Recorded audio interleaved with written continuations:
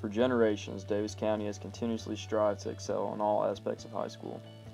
Over the years, we've had many new additions to further our school not only academically but also athletically. Recent improvements within the last decade are the weight room and the auxiliary gym. These new additions have impacted the athletic department and the student body as a whole. Today, Davis County supports roughly 1,700 students packed into a building constructed to sustain 600 students in 1958. Additions have been made to the school since this time period, but we simply have outgrown the school. Davis County has created many opportunities for my fellow students and me by investing funds into strong projects affecting a countless number of students over the years. Funds have been pumped into a wide mass of students, having noticeable effects on their academics and their wallets. For example, over the past few years, teachers have been paid extra to have ACT prep sessions with students before and after school. How are these ACT prep sessions significant? Well, Davis County's senior class of 2014 set the record for the highest ACT scores in Davis County history. Yet, the class of 2015 surpassed that record once again. Consistently accomplishing these feats is proof of the hard work and strong structure of our faculty and students. Along with well-thought-out academic funding, we have the same outstanding planning within our athletic departments. Coming from a multi-sport student athlete, all facilities serve Davis County athletes and students to their utmost potential.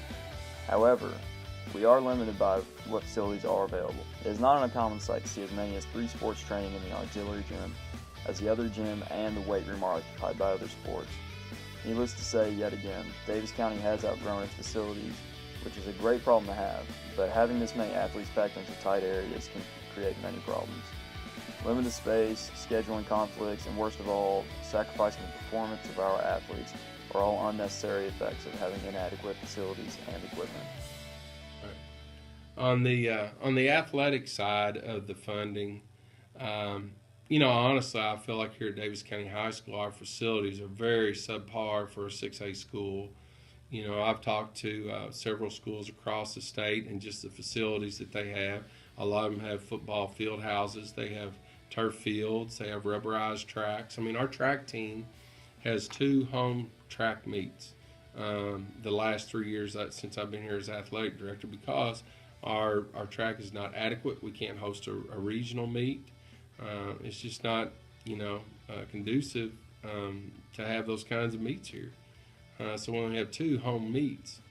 And, there's a lot of upgrades that need to be done, just to maintaining our facility. It takes quite a bit of money, and there's a lot of upgrades that need to be done, whether it be concessions, parking, whether it be our turf field or our stands, and just over time things start to deteriorate. We have the smallest gym, in our city district, other than Catholic. They use a sports center, but we can only seat like 1,700 people. Well, that'll adequately seat all of our kids if we have an assembly, but the district tournament this year here at the sports center, but our 9th district tournament, there were between 5,000 and 6,000 people in the sports center. So we're supposed to host the district tournament next year. So a lot of issues that we have. I think there needs to be more funding for athletics, for our athletes, and because we have 400 or 500 kids here at Davis County High School out of 1,700, they're involved in athletics.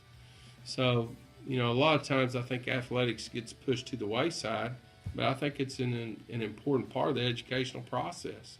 When kids are active and they're involved in extracurricular activities, they make better grades.